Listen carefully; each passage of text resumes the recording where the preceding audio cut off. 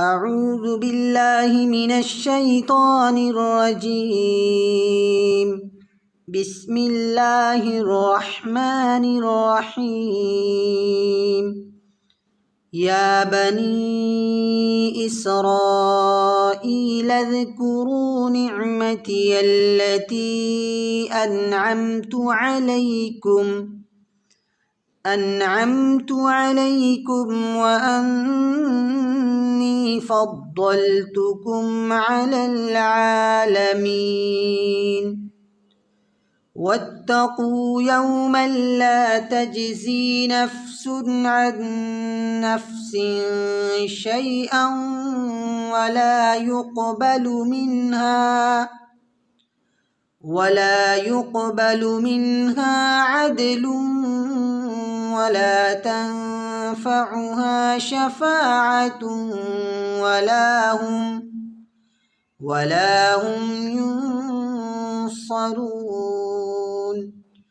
وإذ ابتلى إبراهيم ربه بكلمات فأتمهن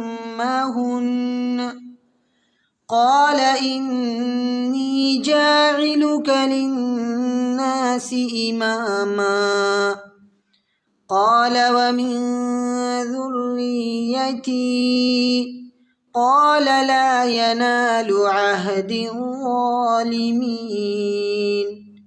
وإذ جعلنا البيت مثابة للناس وأمنا واتخذوا من مقام إبراهيم مصلى وعهدنا إلى إبراهيم وإسماعيل أن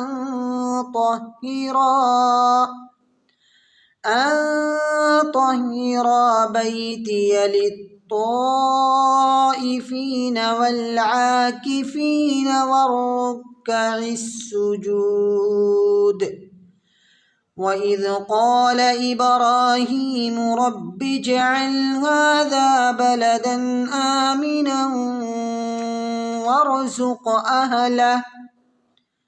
وارزق أهله من الثمرات من آمن منهم بالله واليوم الآخر.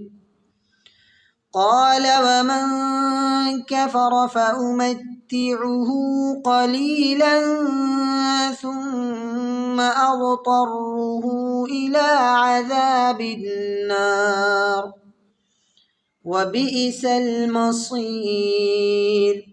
وإذ يرفع إبراهيم القواعد من البيت وإسماعيل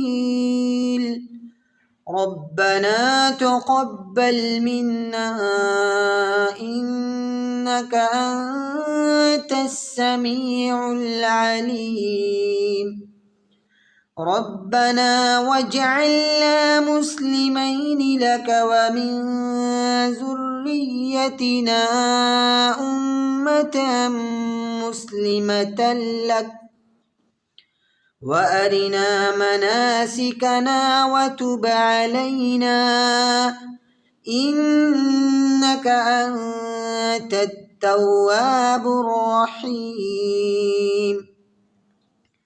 ربنا وابعث فيهم رسولا منهم يتلو عليهم